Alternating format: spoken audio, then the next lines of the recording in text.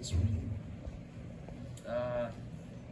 You don't even think about it. The only thing I know in terms of Raheem and Nikki and his wife and his family and all that is my whole family's going out there to see them on Sunday, and my sister-in-law, Matt's wife, and their kids are going to go down. I mean, there's a lot of coaches on that staff, but when it comes to like just the ball aspect, it's our offense versus their defense, and our players versus their players. So that's true. Can you expand on that, on the football side of it? Is there tendencies that he does though?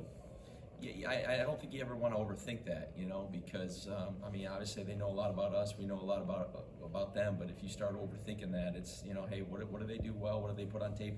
They're always going to have something. And I say just defenses in general, they're always going to have something that they're going to do that we didn't prepare for. Particularly when you have a guy like Matthew Stafford and what he's been able to do this year and throughout his career. So you're never surprised by any of it. And again, we know them, they know us, but ultimately, we go line up and go play ball. They put a lot of assets into remaking that pass rush during the offseason. What do you see from that? Yeah, I see juice. I think Rob, Brick, Nate, their D-line coach. They've done a great job of having a philosophy in terms of what they were looking for from a talent perspective. They brought that talent in. Those guys go. So there's a reason that they're number 2 in sacks. Our guys know that. Our guys know they got their work cut out for them. But no, a lot of respect for what they've done personnel-wise, and then how they've gotten those guys to perform. How are you feeling about your run game? Because they do have a pretty strong pass defense, but at least statistically, if they have a weaker spot, it would be their run defense.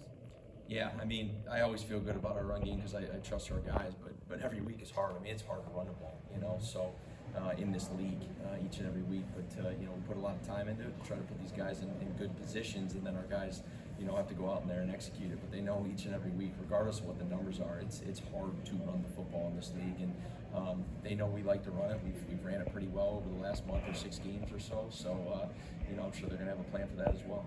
In regard to what was going on with Puka last week and kind of in the aftermath of that, do you talk to him at all, or is that purely Sean's realm?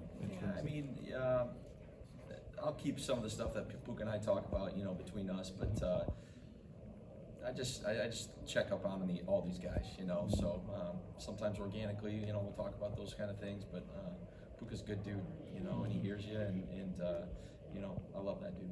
On that note, regardless of whatever's going on, what is it about Puka that he's able to turn it on game day? It seems every single time. He's different. He's just. You guys know him.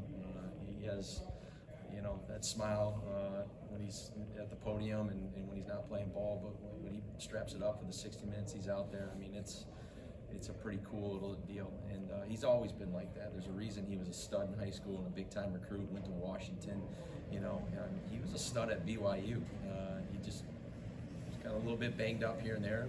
I think you guys can see why too, the way he plays. It's you're going to get a little bit banged up at times, but no, there's not many people out there in this world that are like him in terms of when they put that helmet on. It's always been a very strong culture with Sean to, if it's Wednesday, just focus on Wednesday. If it's Friday, just focus on Friday. Was that harder this week after what unfolded up in Seattle? No, our guys they're just locked in for the day, for the week, focused on Atlanta. Like, win, lose, or draw, you're always going to learn from those experiences. But what's been so cool about this group, led by Sean, but these guys are all about just being present day to day. The practice. This obviously the weeks have been a little bit different. We haven't played since last Thursday. We obviously had yesterday off in terms of Christmas and all that. We don't play till Monday night, 8 o'clock. Because obviously we're out East Coast. Oh well, we're here today. Just focused on the Thursday practice, if you will, getting our third down, our short yardage, finishing up kind of our base game plan. But with these guys, it's really simple. And Puka is taking on a big role for the rest of the season.